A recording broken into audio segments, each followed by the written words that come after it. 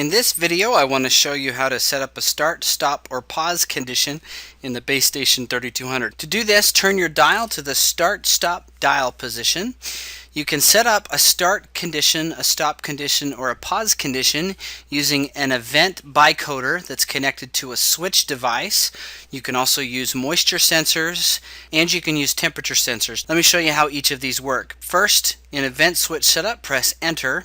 You can see that you have the ability to set up a start condition for all programs or each program individually. In this case, let's set it up for program 1. I'm going to then press my next key and my plus or minus key to highlight the event decoder that I want to use to set up my start condition. Once I've got the program and the event decoder selected, I'm going to press next. I can turn on a start condition, so start equals open, and start can also equal closed. As you see here, start equals closed or start equals open, and it tells you here that the contacts are currently closed.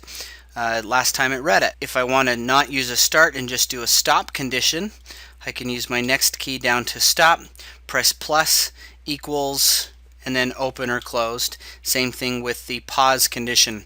A start condition will start a program and will run any of the zones assigned to that program for their allotted runtime. The stop condition is a hard stop and will terminate any irrigation. You might use a start condition for example, if you have the need to give a coach a button to start a program, a syringe program, or you could also use the same button as a stop condition to stop watering in case a program started while a team was on the field. A pause condition operates the same way, however it doesn't terminate watering. Once the pause condition and the allotted pause time is expired, it will then allow that program to resume watering. Moisture control works very similar. I'm going to choose my program, I'm going to choose my moisture sensor next over, and then plus or minus to select the sensor, and then I can start if it's below a moisture threshold, above a moisture threshold, or equal to a moisture threshold, and then I can go set the value. Again, you can see moisture equals in the upper right hand corner is the current moisture value of the sensor that you've selected. A start condition, stop condition, and pause condition work the same way. A start begins the program, runs the zone or zones for the allotted runtime. The stop condition is a hard stop, and the pause will wait until the condition has gone away and pause time has passed.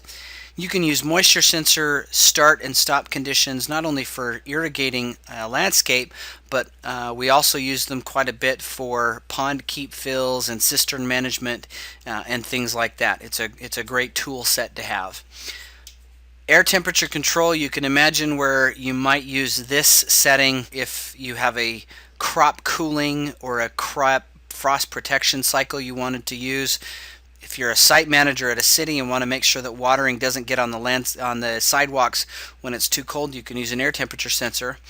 The 3200 will allow you to use a soil moisture sensor and its built-in temperature device, or an external air temperature sensor. I've got both hooked up to this right now. I got an air temperature sensor as well as the soil moisture sensor. They work the same way, similar. You can see the current temperature equals 75.9. I can have a start condition that is above or below or equal to any temperature value that I choose. There's lots of different ways to use these settings. I'm not going to spend a lot of time on this video explaining all of the different possibilities. My main intent is to show you how to set them up. That's how you set up a start, stop, or pause condition with the base station 3200.